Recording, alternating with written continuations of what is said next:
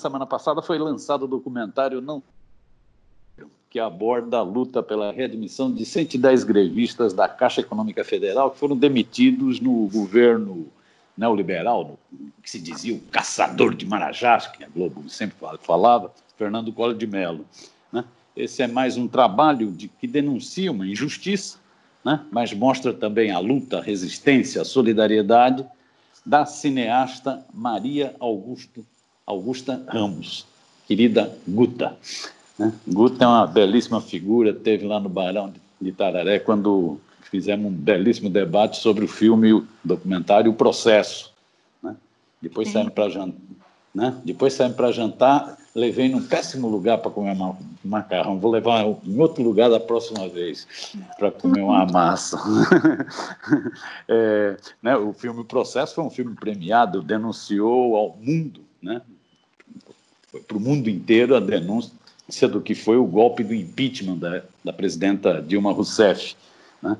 Mostrou aquele golpe criminoso, né? Misógino. Né? Foi uma denúncia belíssima que a Guta produziu no documentário Processo.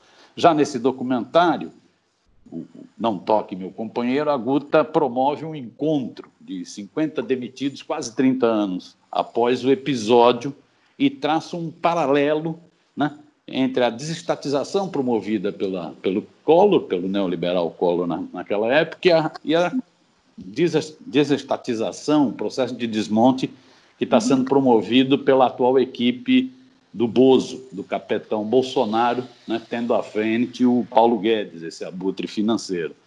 Trata também de precarização do trabalho, uberização, né, trata também da mudança na consciência social, né, das dificuldades do movimento sindical, ou seja, é um belíssimo documentário, tem que ser visto, todo mundo divulgando e tal. Guta, brigadão por você ter topado esse papo. Eu sei que você está com muito trabalho, na fase de lançamento, dá uma trabalheira danada. Né? Muito obrigado por você ter topado, fiquei super feliz, viu? Obrigada a você. É uma honra, um prazer estar aqui conversando com você sobre esse novo filme. Obrigada. Legal. Não, eu que agradeço de coração. Eu queria começar com essa pergunta: como foi abordar aquela luta de desmonte, contra o desmonte do Estado, das privatizações, tal, do ataque ao funcionalismo, dos marajás, babá, com a retomada do neoliberalismo, né, dessa agenda ultra neoliberal, 30 anos depois? Como que é essa relação? Não? É aquilo e hoje? Como que é isso? Justamente porque a gente está vivendo isso hoje que a gente tem que olhar para o passado, a gente tem que revisitar aquela memória, né? Então o filme ele propõe isso, ele propõe revisitar a memória e a partir do presente, não é? E refletir o presente e provavelmente também falar de futuro, porque as ações que o governo Bolsonaro querem adotar, enfim, as políticas que eles querem adotar nesse momento vão ter consequências nefastas para a sociedade brasileira no futuro. Então, a minha proposta era pensar o passado, relembrar o passado, para compreender esse presente, para pensar esse presente, para evitar um futuro que a gente pode vir a se ser muito ruim, né? Então, quando a FENAI veio, a FENAI é a Fundação a Federação dos Funcionários da Caixa Econômica, me veio fazer esse convite para contar essa história, uma história maravilhosa, uma história de solidariedade comovente, durante o período Collor, quando, após uma greve, 110 funcionários foram demitidos, né, ilegalmente, e aí a classe toda, mais de 35 mil funcionários, então, apoiaram esses demitidos através de um auxílio de 0,3%, cada salário de cada funcionário doava 0,3% do seu próprio salário para pagar o sustento, para sustentar o salário, os demitidos, e assim garantir-lhes a sobrevivência deles e da família. Isso durou um ano e meio, teria durado, né, quanto tempo fosse, enquanto durante o processo, né, no processo judicial. E isso, assim, isso é um exemplo de solidariedade que poucos conhecem no Brasil, eu não conhecia, né? E que, no fundo, dá uma certa esperança, né? A gente vê que isso é possível e ainda pode vir a ser possível. A gente está vivendo uma pandemia, né? É claro que o filme foi feito muito antes da pandemia, né? Mas nessa pandemia a gente novamente se depara com a necessidade da solidariedade, né, com o outro, e essa solidariedade com o outro ela é traduzida em empresas públicas, o sistema público de saúde, bancos públicos que têm uma função social, um sistema funerário público, enfim, para que para que o Estado interfira para realmente ajudar essas pessoas. Essa é a, né,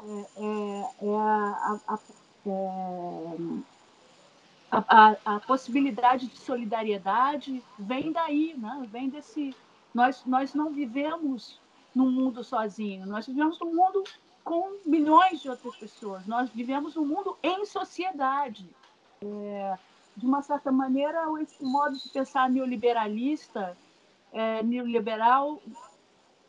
ele faz acreditar, ele quer nos fazer acreditar que nós somos empreendedores né, do empreendedor de si mesmo. Na verdade, o individualismo é que conta, que a meritocracia, que é você por você mesmo, enfim. E isso a gente vê que não dá conta, né? Não dá conta do mundo, não dá conta da sociedade, é uma visão absolutamente egoísta e que quando o bicho pega, né? Quando as coisas acontecem, quando você tem uma crise, seja ela pela pandemia, seja ela na verdade, produzida por um mercado financeiro desregulado, como a gente viveu em 2008, porque esse mercado financeiro não é virtuoso.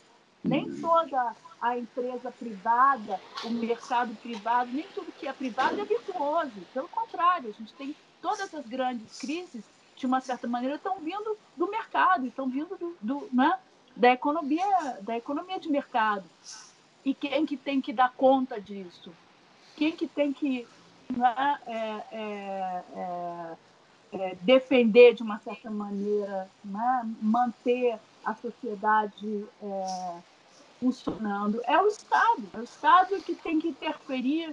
A gente vê aqui na Europa, na pandemia, é o Estado que imediatamente tem que interferir para impedir morte, para prover salários, para impedir que empresas sejam destruídas, para impedir que empregos sejam perdidos, para impedir um aumento do desemprego, que não tem nenhum dúvida, nenhum deles tem nenhuma dúvida, né?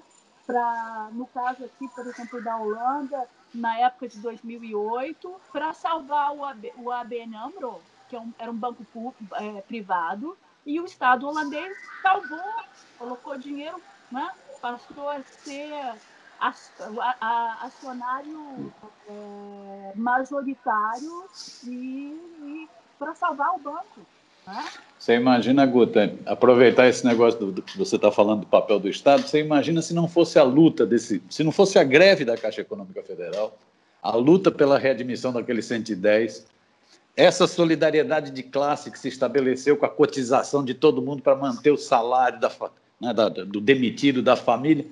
Se a Caixa Econômica Federal tivesse sido desmontada naquela onda privatista, ou se o SUS tivesse sido negado, como era a proposta, né, desmontado, o que seria na pandemia agora?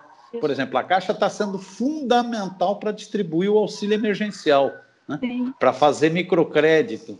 O que seria do mundo nessa pandemia? Exatamente, por isso é que eu falo do futuro, né? Por isso é que eu falo de que a gente tem que entender também muito bem o presente e rever o passado para ter consciência dos riscos que a gente corre e não simplesmente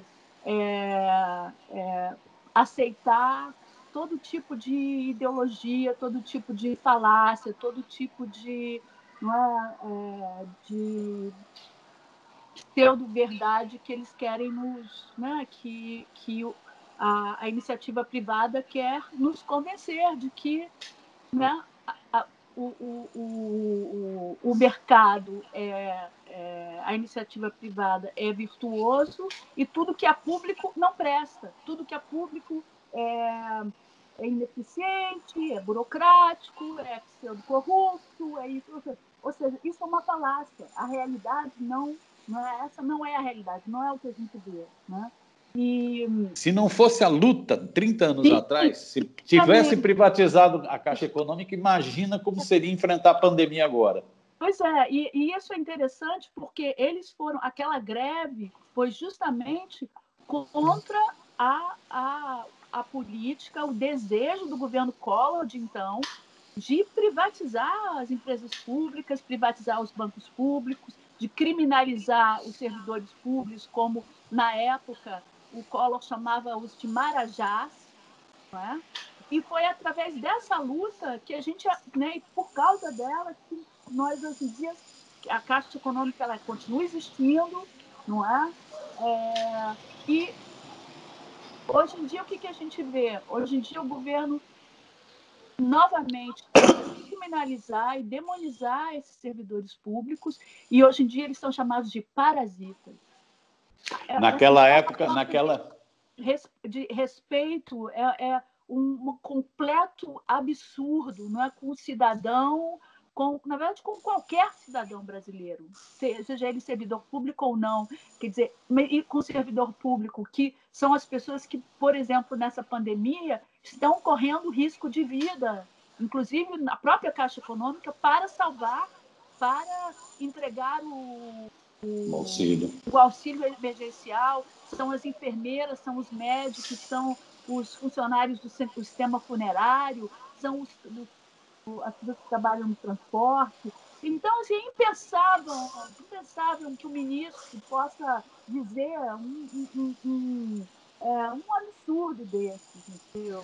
Fico bravo. Na época, fica bravo. Na época do Collor, o Collor utilizava o adjetivo para desqualificar o servidor público, para desqualificar o bancário, por exemplo, do BB, da Caixa Econômica Federal, de Marajá. Marajás, né? Isso era o que a Globo falava, era o que a Veja dava capas, várias capas e tal. Agora o Guedes... Que eles iam acabar, ele ia acabar com a mordomia, que ele ia acabar como se uma enfermeira, como se, não é, um bancário tivessem grandes mordomias, né? Agora o Guedes usa o termo parasita. Por acaso, outro dia, lendo um livro sobre cultura e nazismo, o termo parasita era muito utilizado pelos nazistas. Eles adoravam utilizar esse termo. Mas aí, Guta, aproveitando, nesse filme, você pega a Caixa. Eu queria que você falasse um pouquinho mais. Você, inclusive, tem cenas dos navios, daquele navio dele, né, que é uma agência, né, o barco, que é uma agência da Caixa Econômica. Ou seja, a Caixa está espalhada pelo Brasil, ela atende milhares de comunidades, pequenos municípios. Como que você vê o que você sentiu da Caixa Econômica? Você conhecia esse lado da Caixa Econômica? Você sabia? Não. Poucas pessoas conhecem. Eu não conhecia. Eu não conhecia essa história, que eu acho que é maravilhosa, essa solidariedade desses funcionários, essa luta dos trabalhadores na época do Collor. Como eu não conhecia uma série de elementos da Caixa que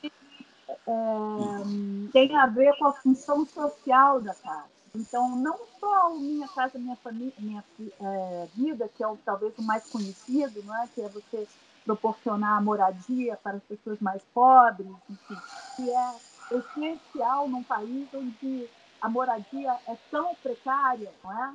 Assim, se a gente pensa no país em que as pessoas vivem, em grande parte da população vivem em bairros e sem estrutura, sem, não é, em casas completamente precarizadas, enfim, é essencial para o desenvolvimento do país. Fora isso, a importância que a Caixa e o Banco do Brasil tiveram na industrialização do Brasil. Ela, né, na verdade, a partir de crédito, de investimento nas empresas de pequeno e médio porte, que são as empresas que mais empregam, estão gerando emprego, gerando... algo que eu não conhecia, que você falou, que é a Agência Barco, que é assim uma fofura.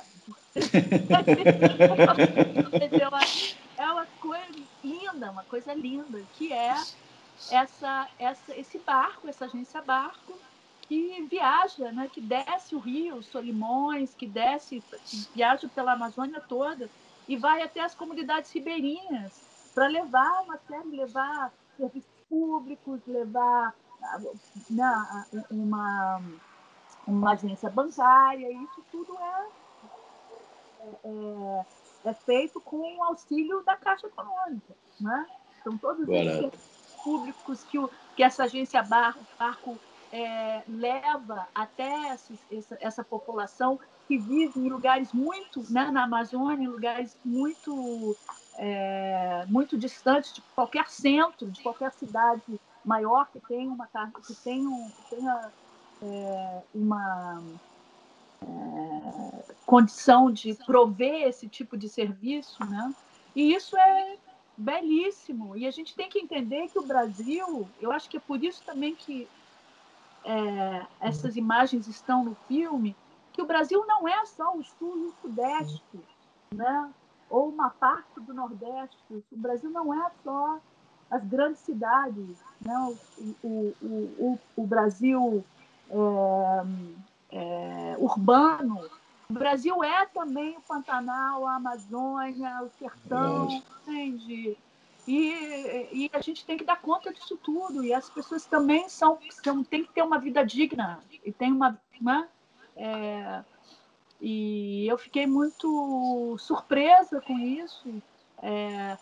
Assim, para mim, o mais importante, talvez, de contar essa história, e quando eu recebi o convite, eu disse isso para o pessoal da FENAI, para o Jair Ferreira, que eu queria muito trazer essa história para o presente. Né? Legal. Eu queria que essa história precisava de ser dialogada com o presente, e por isso, então, promover esse reencontro dos demitidos daquela época, para que eles mesmos contassem, né, através da sua visão pessoal, da sua história pessoal, de cada um deles, mas também para que eles expressassem os seus sentimentos em relação ao que está acontecendo agora, a esse presente, como eles veem o que está acontecendo agora. E toda a frustração, todo o medo, toda a sensação de impotência diante desse enorme desmonte.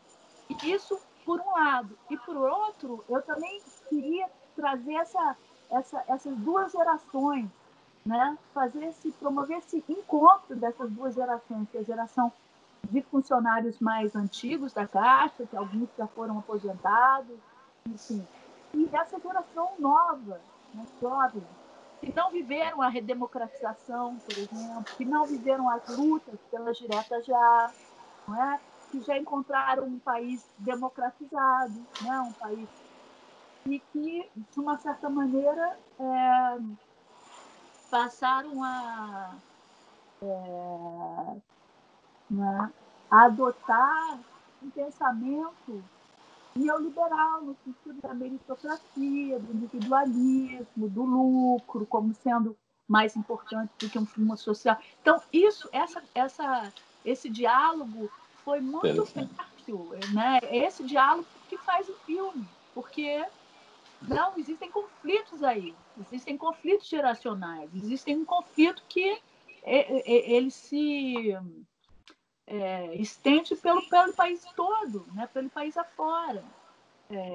E enquanto não houver realmente um debate profundo sobre essa questão da privatização dos bancos públicos, não é? Sobre os prós e os contras, e os prós realmente são muito pequenos, mas, enfim, enquanto não houver um debate público, um debate da sociedade profundo, não se pode, eu acho que nada pode acontecer, nenhuma política pode ser adotada, nada, não, o Congresso tem que ouvir a população, tem que passar por esse debate profundo.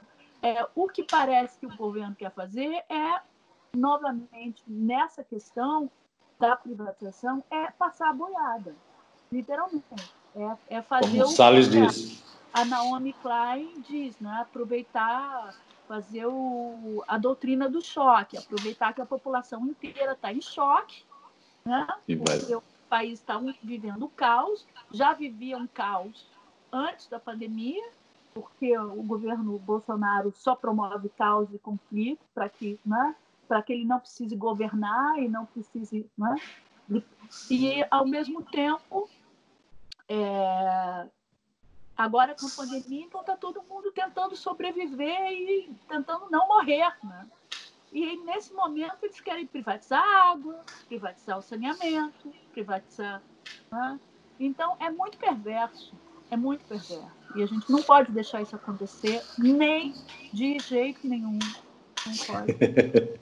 Boa, Guta. Guta, eu estava querendo mudar um pouquinho de assunto. Pode ser? Pode. Pode? Então vamos nós. Eu estava querendo saber tua opinião sobre um tema muito quente, que é o tema da cultura. Né? Você que é uma produtora de cultura. Né? O país está vivendo um retrocesso nessa área, me parece, eu queria ouvir tua opinião, impressionante. Né? O governo Bolsonaro sempre detestou a cultura, detesta os artistas, detesta o mundo da cultura, desmontou o ministério, reduziu verba para o ministério, montou uma secretaria especial, que de especial não tem nada, já são 5 secretários, já passou um adorador de Goebbels, né, plagiador de nazista, já passou uma namoradinha de fascista. Agora nós estamos com um sujeito, esse tal de Mário Frias, né, que é um bolsonarista militante. Eu tenho lido o que esse cara escreve nas redes sociais, é impressionante. O cara é um lunático, é um aloprado, né? Diz que vai acabar agora com a mamata da Lei Rouanet, diz agora que foi contra a Lei Aldir Blanc, agora que foi aprovado, está querendo oportunisticamente se passar como o dono da Lei Aldir Blanc, né? É um bajulador do Bolsonaro. A semana passada ele diz assim, o que o patrão quiser, o patrão quer uma linha estética para o cinema brasileiro, e eu vou impor uma linha estética para o cinema brasileiro. Eu estou aqui dando minha opinião, queria ouvir a sua. Qual a sua opinião sobre a situação da cultura no Brasil? Diga lá, Guta. Eu tenho poucas palavras. A minha primeira palavra é a barbárie. A gente vive a barbárie, a gente vive o fascismo, não é? E essas pessoas são absolutamente fascistas, não é? O extermínio de todo tipo de pensamento oposto, não é? Um pensamento que se opõe à visão deles. Eu vejo completa destruição. Não é? É um governo que até agora, desde que assumiu, não foi capaz de construir nada, em nenhuma área. Pelo contrário, existe uma destruição total, constante, não é? Na educação, na Amazônia, no meio ambiente, na economia, né? E na cultura. A cultura do cinema está completamente paralisado, né? E a destruição acontece por dentro, né? Ele coloca essas pessoas completamente desprovidas de, né, que não são capacitadas, não só não são capacitadas, como são absolutamente ideológicas, né? E que são seguidores dele, seguidores fanáticos, né? E destroem as instituições, né, a Secretaria de Cultura, enfim, a Ancine, o FSA, enfim, todos destruem por dentro, né, vão destruindo, paralisam e nada acontece. Agora, isso que a gente está vivendo na Cinemateca é um horror, né? O governo de São Paulo quer salvar a Cinemateca e eles negam, eles querem impedir que ela seja salva. É um processo não é um discurso de ódio, é um processo maquiavélico de exterminação. Eu não tenho palavras para dizer. Assim, é triste, triste, é muito triste. E a gente não pode deixar acontecer de jeito nenhum. Assim, em algum momento isso vai ter que... A gente tem que parar esse governo, esse desmonte, essa destruição, e agora ainda mais vivendo essa pandemia, esse genocídio. Né? Nós estamos em 80 mil mortos.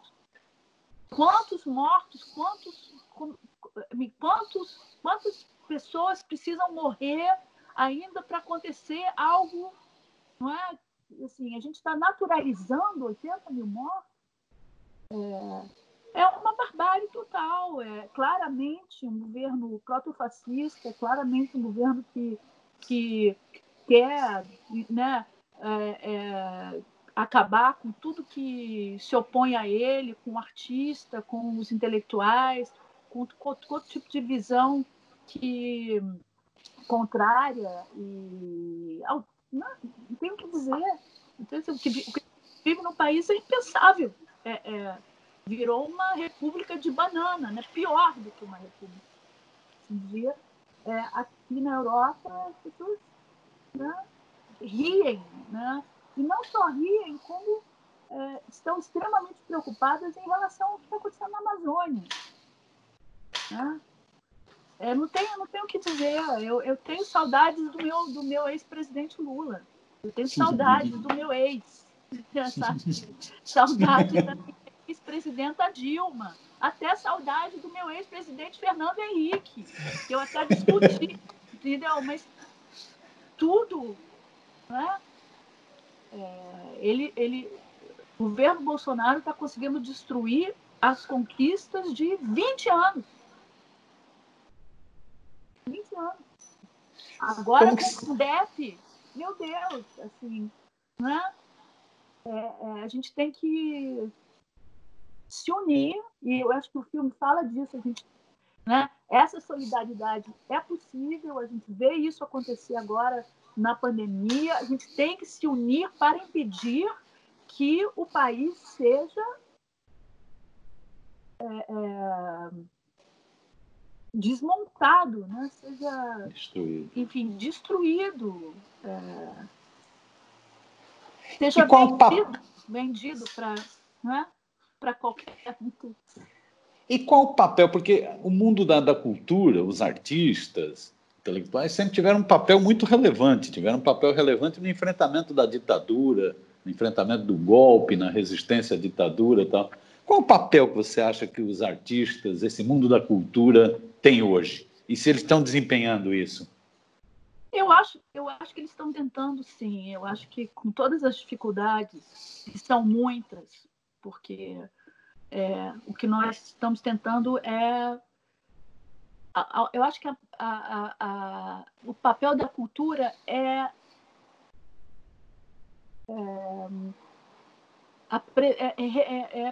propor e promover essa reflexão sobre o presente e sobre o passado também, mas também sobre o presente, para que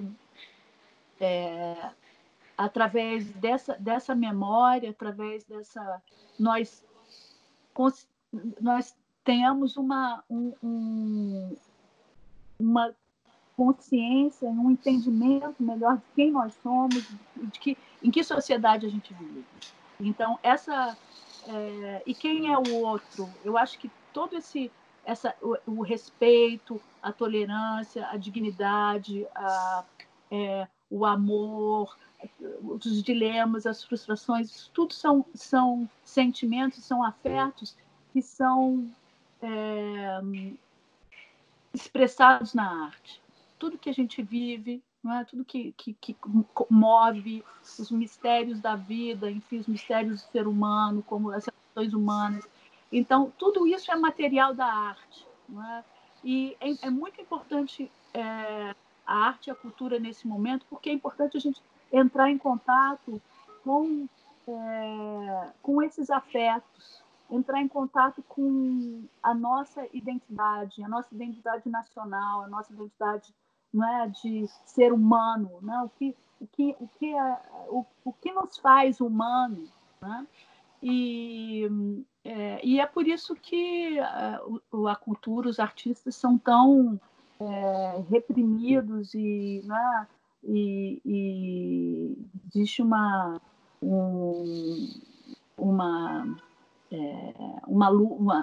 briga, né, do governo atual com os artistas, porque eles, através da arte, eles necessariamente revelam um presente e um estado de coisas que incomoda. Claro que incomoda. Não tem como você não incomodar, não é? Um genocídio incomoda. Um totalitarismo incomoda.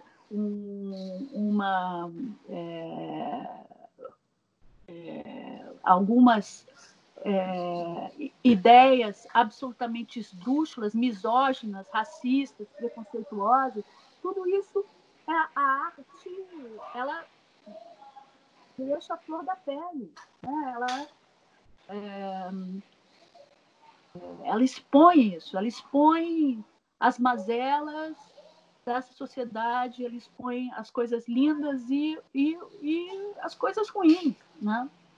E, no fundo, a gente sabe que eu acho que a sociedade brasileira tentou esconder muito tempo a sua violência, o seu racismo, o seu preconceito, né? A sua desigualdade. E aí, agora ela está aí, né? O fato é que nós somos isso mesmo, né? Isso é o legado da escravidão. É o legado da escravidão. E a gente tem que olhar para isso. A gente tem que elaborar isso. A gente tem que... Aqui a gente diz em holandês verwerk, né? A gente tem que trabalhar esse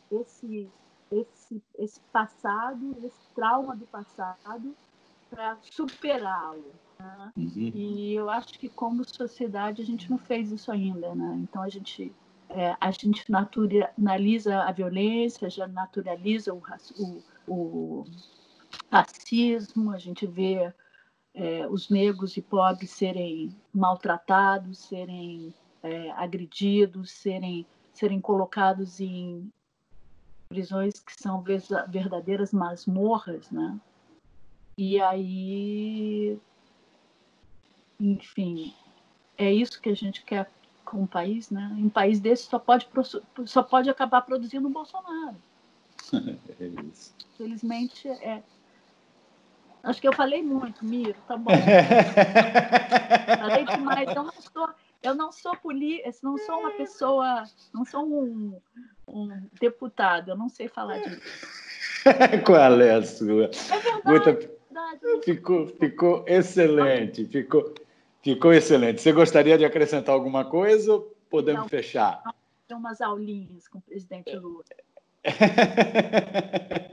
Vou falar para ele. Não, obrigada. Fechamos, hein? Assistam o filme, acho que vale a pena. Vamos fazer o maior agito do filme, tá? Vamos fazer a maior divulgação. E você, voltando ao Brasil, passada a pandemia, vamos marcar para fazer um outro debate e aí vou te levar, junto com a galera, lá para uma cantina super deliciosa. Sim.